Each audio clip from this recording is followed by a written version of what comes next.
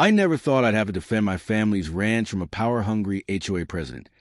But that's exactly what happened when Karen Winston set her sights on our land. Armed with legal loopholes, backdoor deals, and endless harassment, she was determined to push us off our property so developers could pave over generations of hard work. But what she didn't count on, my 3 loyal German shepherds, Kaiser, Athena, and Apollo, who weren't about to let that happen. This isn't just a story about greedy developers and corrupt officials. It's about standing up for what's right, fighting for your home, and how sometimes the best lessons in loyalty, justice, and karma come from man's best friend. Before we dive in, let us know in the comments where you're watching from. My name is James Colton, and for 3 generations, my family has owned and operated the Colton Creek Ranch. 200 acres of beautiful rolling hills, pine forests, and open pastures about 30 minutes outside the city limits. My grandfather bought this land back in 1952. My father expanded it in the 70s, and I've been running it since Dad retired to Arizona 10 years ago. It's not a massive operation by Texas standards. We raise some cattle, boar horses for city folks, and offer riding lessons. But it's been a good living and a great lifestyle. My wife, Sarah, and I raise our twin sons here, watching them grow from toddlers chasing chickens to young men who could ride, rope, and mend fences better than most hired hands. When they left for college 3 years ago, the ranch felt a little emptier, but we still had each other, our small crew of workers, and our 3 German shepherds, Kaiser, Athena, and their son Apollo, to keep us company. The dogs were the heart and soul of our operation.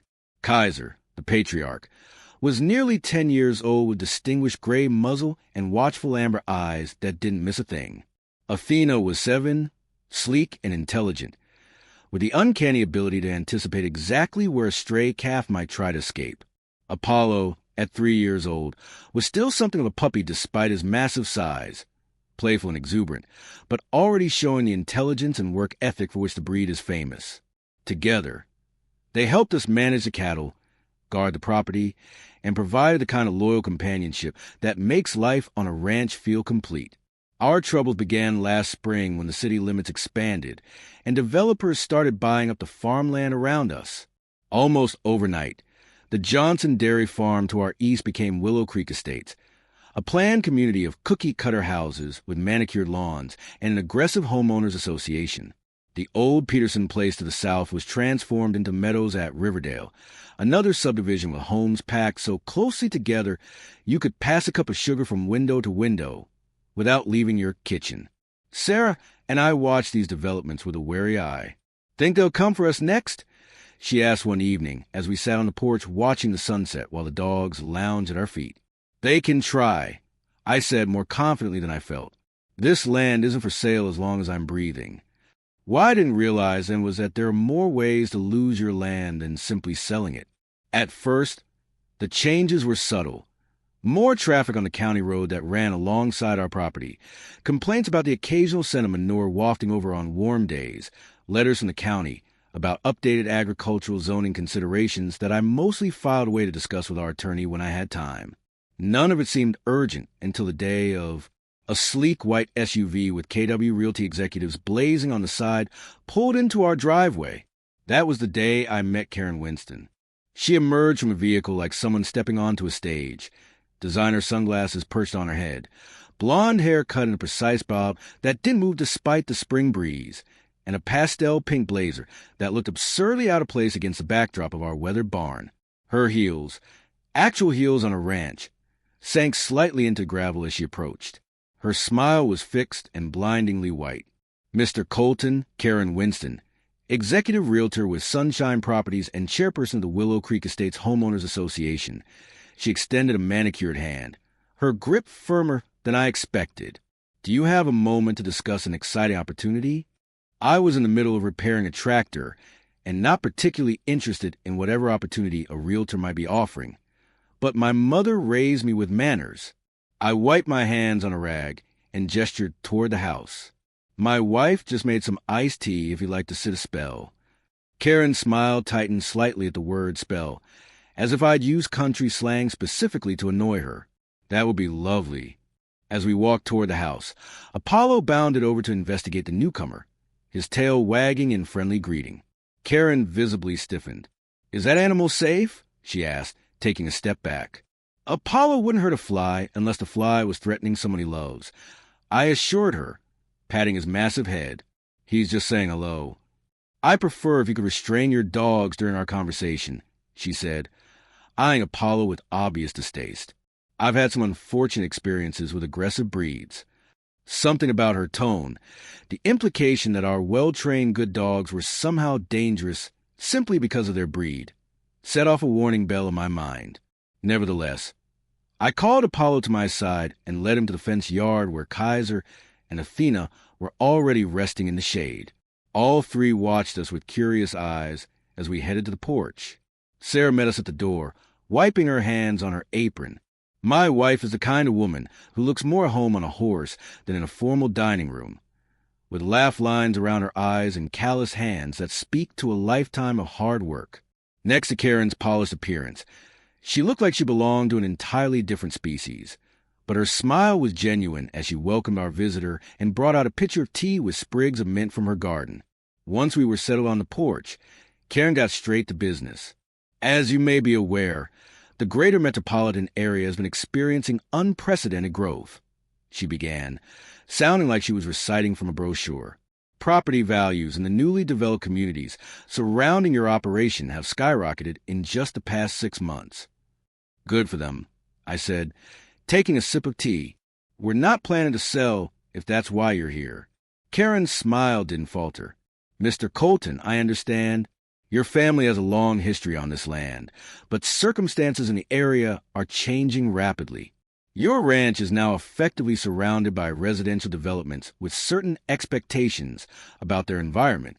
We were here first, Sarah pointed out, by about 70 years, of course, and that history is precisely what makes this property so unique. Karen continued smoothly. Our development group envisions transforming Colton Creek Ranch into an exclusive equestrian community that would honor your family's legacy while meeting the demands of today's market. She pulled out a glossy folder and spread several renders on the table between us. Artistic impressions of what our ranch might look like if subdivided into dozens of small ranchettes with identical houses and tiny paddocks, where wealthy hobbyists could keep a single horse. The old barn had been replaced with something that looked like a country club. Our modest farmhouse was nowhere to be seen. We're prepared to make an extremely generous offer, Karen said, naming a figure that I had to admit was substantial. You and Mrs. Colton could retire comfortably, perhaps move closer to your sons. Our sons plan to take over this ranch someday. I said firmly, this land isn't just property to us, Miss Winston. It's our heritage and our future. Karen's expression shifted subtly. The salesperson smiled, dimming a few watts. I understand sentiment, Mr. Colton, but you should be aware that continuing to operate a working ranch in this increasingly residential area may become complicated. Is that a threat? Sarah asked, setting down her glass with a bit more force than necessary. Not at all, Karen replied quickly. Simply an observation about the changing realities of the region. New ordinances are being considered that may impact agricultural operations within certain proximity to residential zones.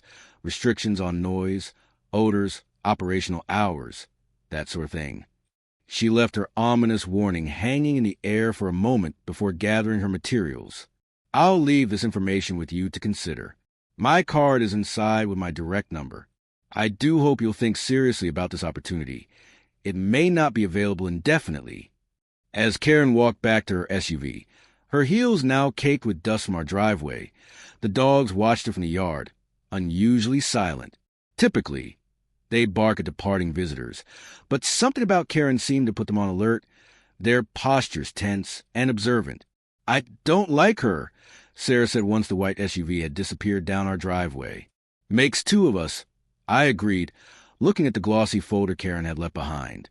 But I'm more concerned about what she said about new ordinances. Think there's any truth to that? Sarah frowned, pushing a strand of gray hair behind her ear. I'll call Diane over at the county clerk's office tomorrow. If anyone knows what's really happening, it'll be her. As it turned out, Karen hadn't been bluffing about the regulatory changes. Diane, who'd been the deputy county clerk for nearly 20 years, and a friend of Sarah since high school, confirmed that several new ordinances were indeed being fast-tracked through the approval process. It's strange, she told Sarah during their phone call the next day, which Sarah had put on speaker, so I could hear. These things usually take months of public comment and revision, but these are moving at lightning speed. Someone got influence with the commissioners, someone like Karen Winston. I asked, "Wouldn't surprise me," Diane replied. "That woman seems to be everywhere these days. Chamber of Commerce, Planning and Zoning, charity galas with the mayor. She's connected, that's for sure." Over the next few weeks, we started seeing the effects of Karen's connections firsthand. First came citations for minor code violations that had never been enforced before, the height of our fence along the county road, the setback distance of our equipment shed, even the positioning of our mailbox.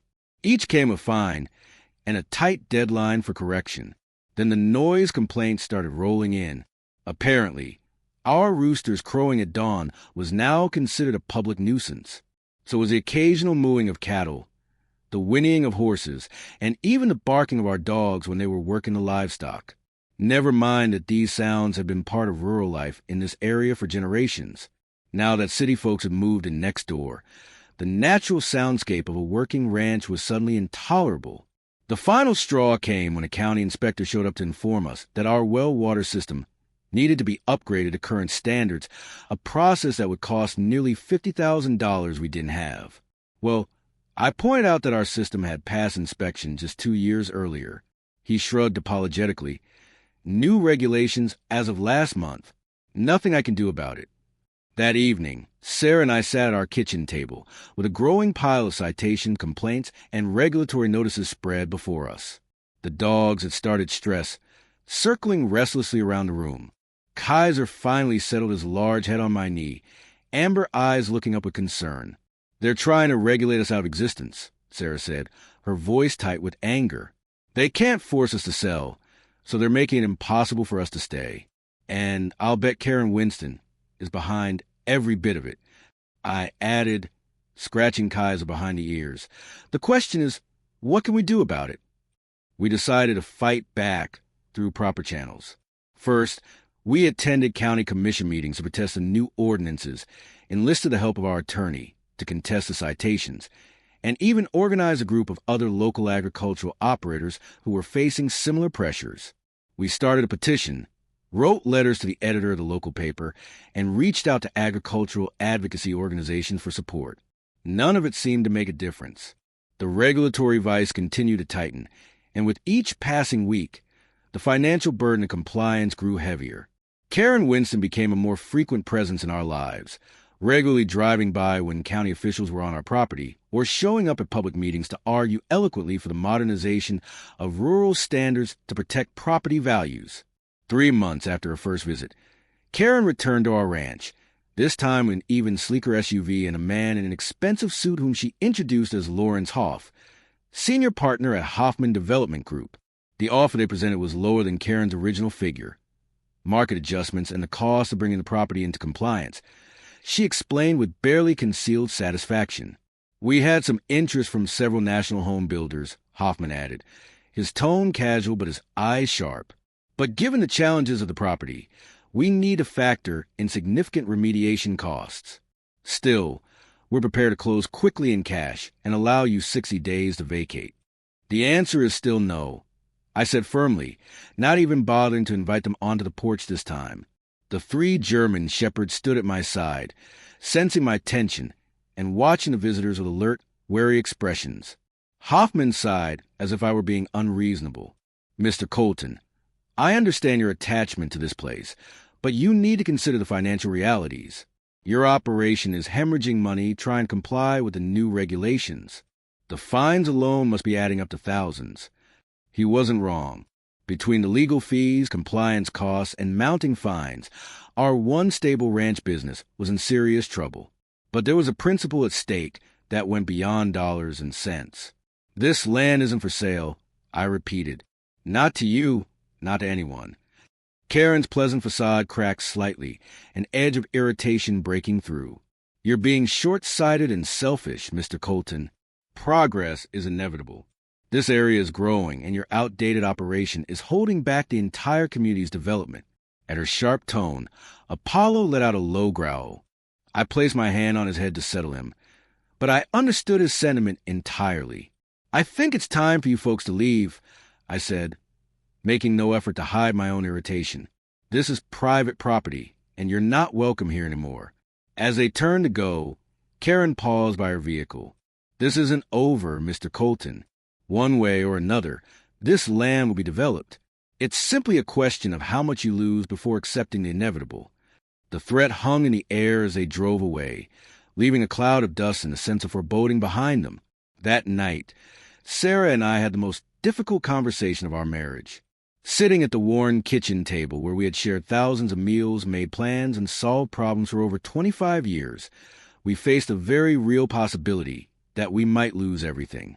"Maybe we should take the offer while it's still on the table," Sarah suggested, her voice catching. It clearly pained her to even say the words. "If we keep fighting, we could end up with nothing." I reached across the table. I sat at the table and took her hand, feeling the calluses and strength in her fingers. "If we sell, we're not just losing our home and business. We're letting them win. We're saying it's okay for people with money and connections to bully families off land they've worked for generations." Sarah squeezed my hand. "I know, but I'm scared, James. What if we fight and lose anyway? We're not getting any younger, and these legal battles are exhausting and expensive." Kaiser, sensing our distress, rose from the spot by the fireplace and came to rest his graying muzzle on Sarah's lap. She stroked his head absently, drawing comfort from his solid presence. "Let me try one more thing," I said finally. "If it doesn't work, we'll reconsider the offer." The next day, I called my old friend Mike Harrington, who'd gone from being the local veterinarian to serving as a state representative. I hadn't wanted to play this card. Mike was busy with bigger issues than one family zoning dispute. But desperate times call for desperate measures. To his credit, Mike took my call immediately and listened carefully to the whole story. "Something doesn't smell right about this," he said when I finished. "These accelerated ordinance changes, the targeted enforcement. Let me make some calls and see what I can find out. In the meantime, document everything and try to hold them off a little longer." Over the next week, a strange calm descended. The flood of citations and inspections suddenly dried up. Karen Winston's white SUV was nowhere to be seen. Even the noise complaints from the neighboring subdivisions seemed to have been put on hold. Think Mike actually scared them off? Sarah asked hopefully as we sat on the porch one evening, watching the dogs chase each other playfully across the pasture. "Doesn't feel like surrender," I said. "Feels more like they're regrouping." I was right to be suspicious. The other shoe dropped the following Monday when we received an official notice from the county health department. Someone had filed a complaint alleging that our operation was contaminating the groundwater supply for surrounding properties. The notice required us to cease all ranching operations pending a full environmental assessment, a process that could take months and cost tens of thousands of dollars. "This is ridiculous." Sarah fumed as she read the notice for the third time. "We've always been careful with our waste management. We follow every best practice in the book. Doesn't matter if the complaint is legitimate." I pointed out grimly. "Just filing it forces us into this review process. And guess who probably filed it?" "Karen," we said in unison. The timing couldn't have been worse. Without income from the ranch, we'd struggle to pay our mortgage, let alone fund an expensive environmental study. And if we couldn't clear our name quickly, we'd lose boarding clients and students for the riding lessons, relationships we built over years that might never return, even if we were eventually vindicated. That evening, Mike called with the information I'd been able to gather, and it was more disturbing than we'd imagined. Karen Winston isn't just a realtor and HOA chairperson. He explained her husband, Thomas Winston, is the silent partner behind Hoffman Development Group, and his brother-in-law sits on the county commission, specifically on the committee that oversees the new rural ordinances. So this whole thing has been a coordinated effort to force us out. Sarah asked, her voice tight with anger. "Sure looks that way." Mike confirmed.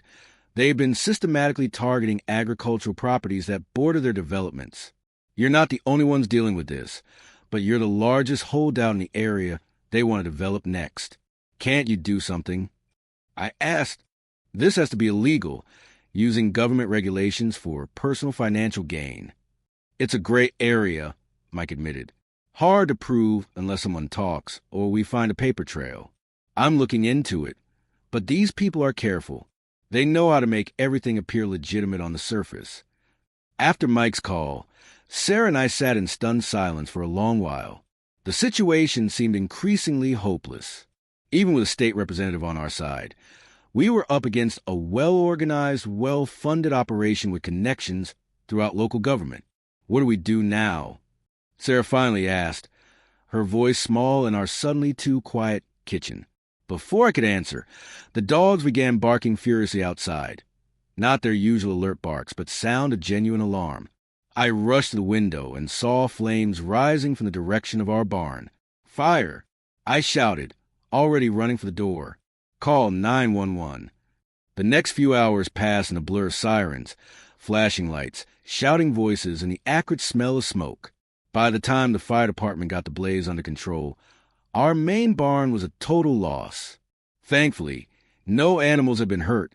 We managed to evacuate the horses in time, but the structure itself, equipment stored inside, and all our winter hay were gone. As the fire chief walked me through the charred remains the next morning, he paused by what had been the electrical panel. Looks like the fire started here, he said, pointing to the melted wires. Could have been a short, rodent damage to the insulation. Hard to tell for sure with this much destruction. Something in his tone made me look at him more closely, but the chief glanced around to ensure we weren't overheard. Off the record, this doesn't look accidental to me. The pattern of the burn suggests an accelerant was used, and this electrical panel shows signs of tampering. I've seen similar setups in insurance fraud, cases designed to look like an electrical fire, but actually arson. My blood ran cold. Are you saying someone deliberately burned down my barn? I'm not saying anything official yet, he replied carefully. We'll need the fire inspector to complete a full investigation, but between us, I'd be asking who benefits from your misfortune.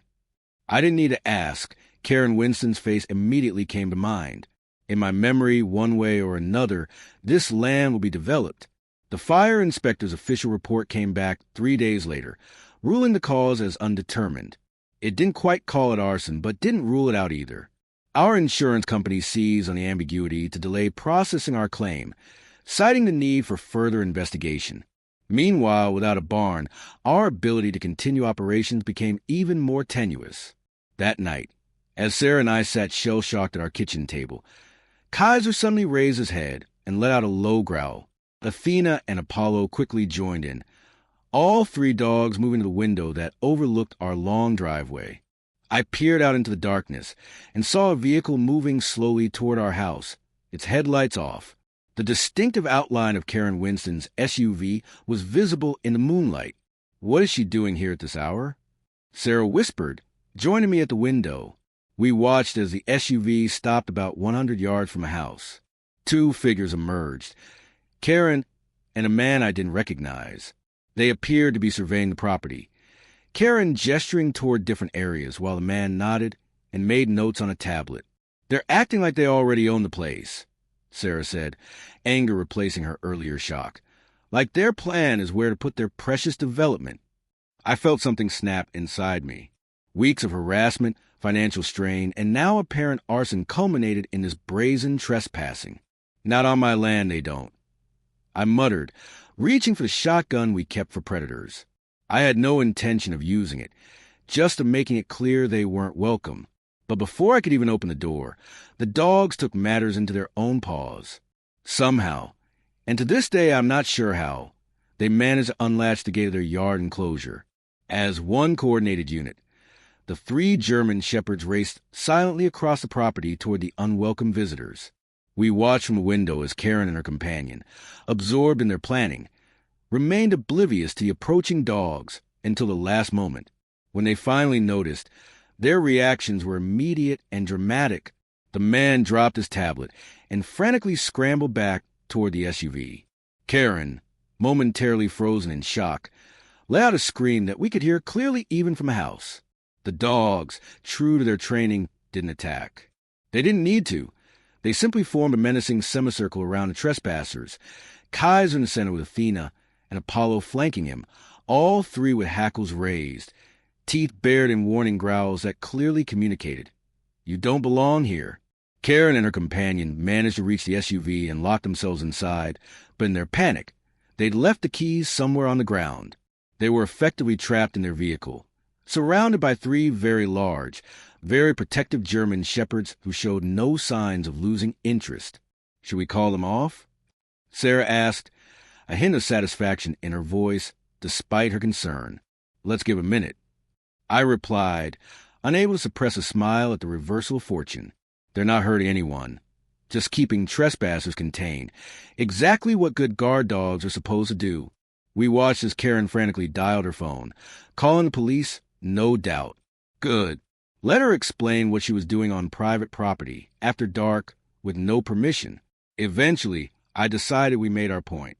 I pulled on my boots and jacket and walked out to the standoff, calling the dogs to my side. As I approached, they obeyed instantly but kept watchful eyes on the SUV. Evening, Miss Winston, I said pleasantly as she cracked her window an inch.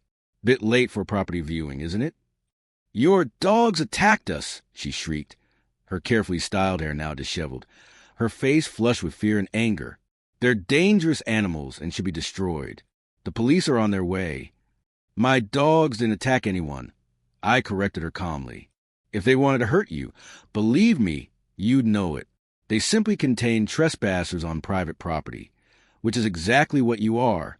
Now, would you like to explain what you're doing on my land after hours without permission? Karen's companion, whom I now recognize as a surveyor from the county assessor's office, looked deeply uncomfortable.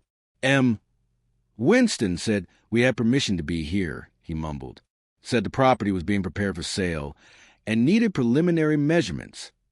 I raised an eyebrow at Karen, whose face had transformed from fear to fury. Is that so? Because, as I've told you repeatedly, Winston, this property is not for sale. Not now, not ever. In the distance, police sirens wailed, growing louder as they approached our remote location.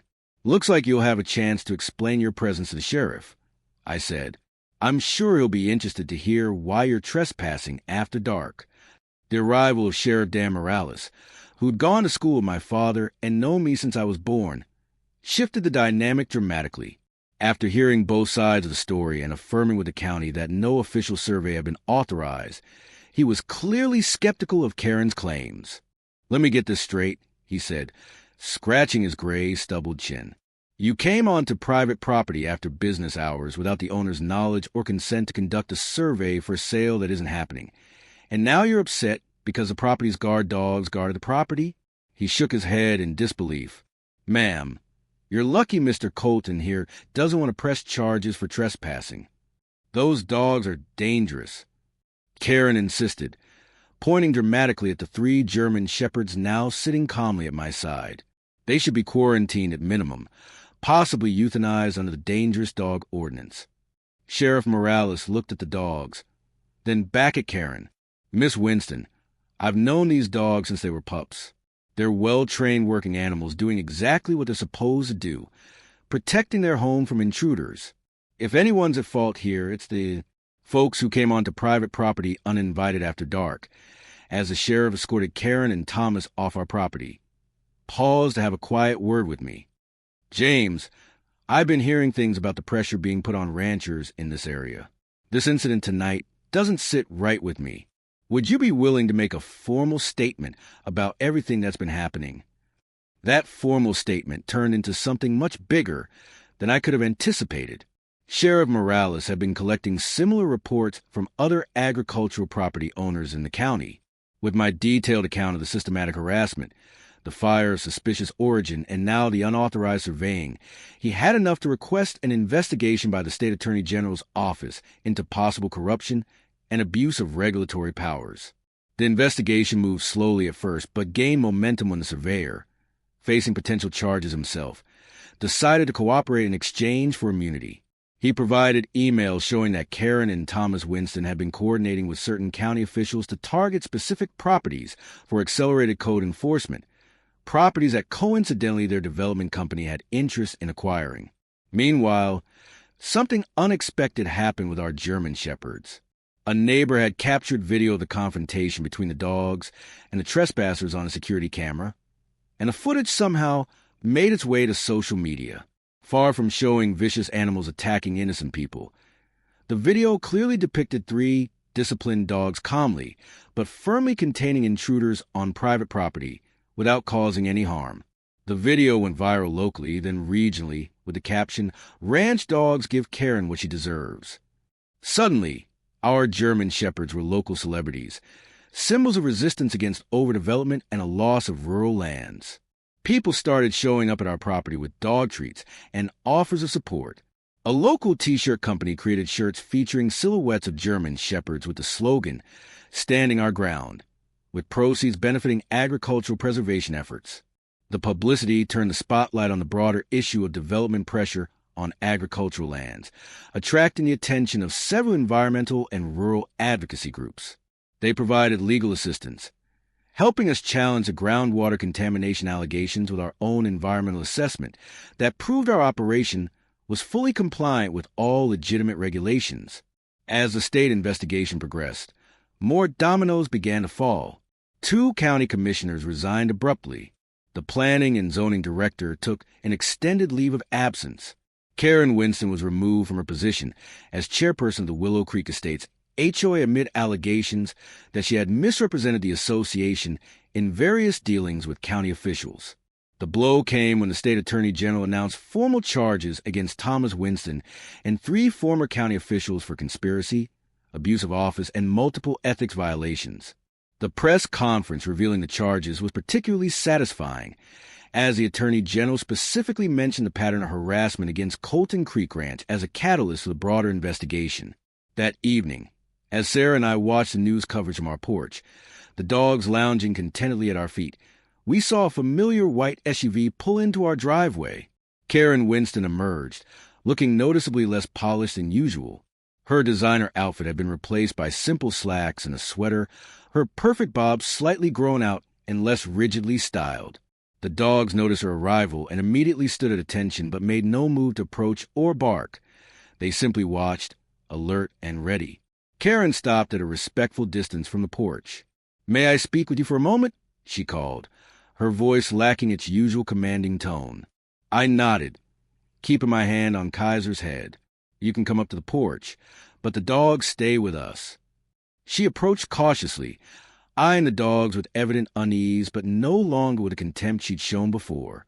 When she reached the steps, she paused. "I want to tell you in person. The Hoffman Development Group is withdrawing all interest in your property. All offers are rescinded. That's not much a surprise given your husband's legal troubles," Sarah remarked coolly. Karen winced slightly. "Yes, well, there's more. The environmental complaint against your ranch has been formally withdrawn, and the county commission will be reviewing all the accelerated ordinances passed in the last year, most likely to be reversed." "Again, not surprising," I said. "The new commissioners can't distance themselves fast enough from the corruption of their predecessors." Karen fidgeted with the strap of her purse. "There's one more thing. The fire inspector has reopened the investigation into your barn fire. They found new evidence. Thomas might have been involved. I didn't know about it until the investigators came with a warrant yesterday. I swear I didn't know they would go that far." I felt a cold anger rising in me, but Kaiser pressed against my leg as if sensing my tension, and I took a deep breath. "Is that all you came to say?" Karen finally met my eyes. "I came to apologize. What I did was wrong. I got so caught up in the business, in the potential profits, that I lost sight of the human cost. Seeing your dogs defend your home that night made me realize what we were really destroying." For a long moment, none of us spoke. The only sound was the evening breeze rustling through the trees and the soft panting of the dogs. Kaiser, who had been watching Karen intently throughout the conversation, suddenly did something unexpected. He stepped forward, not aggressively, but with deliberate movement, and sniffed Karen. Extended hand after a moment's consideration, he gave it a single lick before returning to my side. Karen looked startled, then gave a shaky laugh. "I guess that's more forgiveness than I deserve. Kaiser's always been a good judge of character," I said. "Maybe he senses you're actually sorry." "I am," she said simply, "for whatever that's worth." Now, as she turned to leave, Sarah suddenly spoke up. What will happen to you now with the development company collapsed and Thomas facing charges? Karen paused, looking back with a wry smile. Ironically, I'm moving back to my parents' farm in Nebraska. Turns out all those skills I grew up with might come in handy again. She gestured toward her SUV, which I now noticed was packed with boxes. I'll be gone before Thomas's trial starts. I've agreed to testify against him and the others in exchange for immunity. We watched her drive away, the white SUV disappearing down our long driveway for the last time. Apollo leaned against Sarah's legs while Athena rested her chin on my knee, Kaiser standing sentinel between us. I think she meant it, Sarah asked about the apology. I scratched Kaiser behind the ears, thinking about his unexpected gesture of forgiveness. I think she did. It doesn't undo the damage, but it's something. 6 months later, our new barn stood completed, built with the insurance payout that had finally come through once the arson was confirmed. The state had established new protections for agricultural lands in rapidly developing areas, partly in response to our case. The 3 German shepherds who had defended our home became the official logo of a newly formed Colton Creek Agricultural Preservation Trust, which now protected not just our ranch, but several neighboring farms from future development. As for Karen Winston, we heard she'd actually returned to farming, helping her aging parents run their family operation. Thomas and his co-conspirators pleaded guilty to reduced charges, bringing the whole sordid affair to a close without a lengthy trial. One afternoon, as I was checking fences on horseback with the dogs running alongside, I paused at the property line overlooking the Willow Creek Estates development. From this vantage point, I could see the rows of identical houses, each on its carefully measured lot, each with its regulation mailbox and approved landscaping. For a moment, I tried to imagine our ranch transformed into something similar. The pastures paved over, the old oak trees cut down, the wide open spaces carved into cookie-cutter parcels. Kaiser came to stand beside my horse, his graying muzzle lifted to the wind, amber eyes surveying the same view. Athena and Apollo joined him, the 3 German shepherds forming a line as they gazed out at the development that had nearly consumed their home. There was something profound in their quiet vigilance, a reminder of what we'd almost lost and what we'd fought to preserve. What do you think? Oh boy. I asked Kaiser, who looked up at the sound of my voice. Was it worth the fight? As if in answer, we turned away from the subdivision, looking back toward our ranch house in the distance, the new barn gleaming red in the afternoon sun, the cattle grazing peacefully in the fields beyond. He gave a single confident bark before trotting back toward home, Athena and Apollo following his lead. I smiled, turning my horse to follow. Kaiser was right as usual. Looking back wasn't nearly as important as moving forward. 3 weeks later, we received an unexpected package in the mail. Inside was a framed photograph of our 3 German shepherds sitting proudly in front of our newly rebuilt barn, along with a handwritten note. I'd drive by occasionally on my way back from visiting my parents. So your dogs one morning looking particularly majestic. Thought you might appreciate this moment I captured. The new barn looks great. KW. Sarah and I studied the photo, surprised by the gesture. The picture was genuinely beautiful. Morning light bathing the dog in a golden glow, their poses dignified and strong. Kaiser's graying muzzle, Athena's alert ears, Apollo's youthful energy, all perfectly captured. Behind them, our new barn stood as a symbol of resilience and renewal. Should we send a thank you? Sarah wondered, turning the photo over her hands. I thought about it for a moment, remembering Kaiser's unexpected forgiveness. That evening on our porch, I suppose even Karens deserve a second chance sometimes. We hung the photo in our living room, a reminder not just of our dog's bravery, but the fact that people can change, that battles can be won, and that some things, like a family's connection to their land, are worth fighting for. The following spring brought new beginnings. Kaiser, now showing his age at 11, spent more time supervising from the porch than actively working the cattle, but his presence was still powerful. Athena had stepped naturally into the role of lead dog, with Apollo maturing into a reliable working partner. Our boarding business was thriving again. The riding lesson schedule was fully booked, and Sarah had started an agricultural education program for city kids, teaching them where their food came from and the importance of preserving rural traditions. One sunny Saturday, as a group of wide-eyed children gathered to pet our gentlest horses and learn about ranch life, I noticed a familiar figure standing slightly apart from the other parents. Karen Winston, dressed in practical jeans and boots rather than her former designer attire, was watching her daughter, a shy girl of about 8, tentatively offering an apple to a patient mare. Our eyes met across the paddock, and after a moment's hesitation, she approached. "Your wife's program is wonderful," she said by way of greeting. "My daughter Hannah has never been around large animals before. I wanted her to have experiences I took for granted growing up.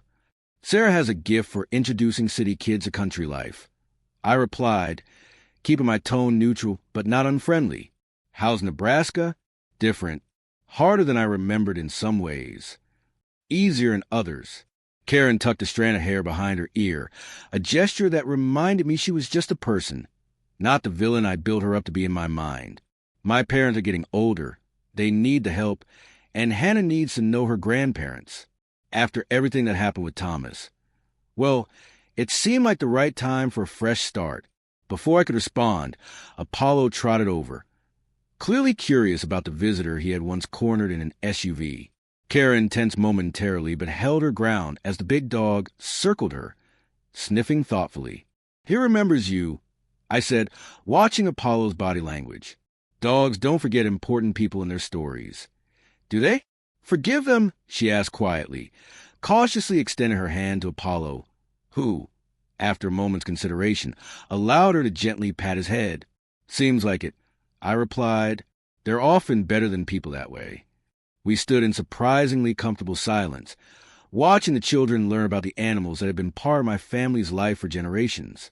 Hannah laughed in delight as a calf nuzzled her palm, looking back to make sure her mother had seen. "Thank you for the photograph," I said finally. "It's hanging in our living room." Karen looked genuinely surprised. "Really? I wasn't sure you'd even open the package once you saw who it was from. It's a beautiful picture, and it captures something important about this place, about what we protected." I glanced over at Kaiser dozing in the sun on his favorite spot on the porch steps. Some things transcend the battles we fight. Sometimes the dogs know better than we do what really matters. As the lesson ended and parents collected their excited, hate-covered children, Karen and Hannah prepared to leave. Hannah was chattering enthusiastically about the horses, begging to come back again. "She's welcome any time," Sarah said, joining us after helping the last child dismount. "We have riding camps all summer if she's interested." "I think she'd love that," Karen replied with a genuine smile that bore no resemblance to the artificial one she'd worn during our earlier encounters. "If that's okay with both of you, considering our history." Sarah and I exchanged glances, having already discussed this possibility when we first spotted Karen among the parents. "The past is the past," Sarah said simply. "Children shouldn't inherit their parents' battles." As they walked toward their car, a modest sedan now, not the luxury SUV of before, Apollo suddenly darted after them, something in his mouth. He caught up to Hannah and gently deposited a small, smooth stone at her feet, one of the collection he bizarrely gathered and sometimes presented to people he decided were worthy. Hannah looked questioningly at her mother, who nodded permission. The girl picked up the stone, examining its polished surface with delight. "Look, Mommy, the dog gave me a present." Karen met my eyes over her daughter's head, understanding the significance of what had just happened. Apollo didn't give his treasures to just anyone. "Thank you," she mowed silently before helping Hannah into the car. As they drove away, Kaiser and Athena joined Apollo at the edge of the driveway, the 3 German shepherds watching until the car disappeared from view. Then, as one, they turned and trotted back to the porch, resuming their positions as guardians of Colton Creek Ranch. "Well, that was unexpected," Sarah said, slipping her arm through mine as we walked back to the house. "Do you think she's really changed?" I thought about Kaiser's intuition, Apollo's gift, and the journey that had brought us all to this moment. "I think everyone deserves a chance to find their way home," I replied, "even Karen." In the end, Karen Winston and her corrupt allies got exactly what they deserved. Investigations, lawsuits, and public disgrace ensured they'd never pull this kind of stunt again. But the real heroes of the story? 3 German shepherds who did more than just guard a ranch. They protected a legacy. The ranch is still in our family, stronger than ever.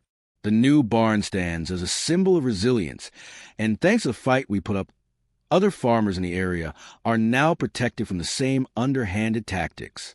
As for Karen, well, let's just say even she learned something from my dogs. Sometimes, revenge isn't about winning a battle. It's about showing people a better way. And thanks to Kaiser, Athena, and Apollo, we didn't just save our ranch. We reminded everyone why it was worth fighting for.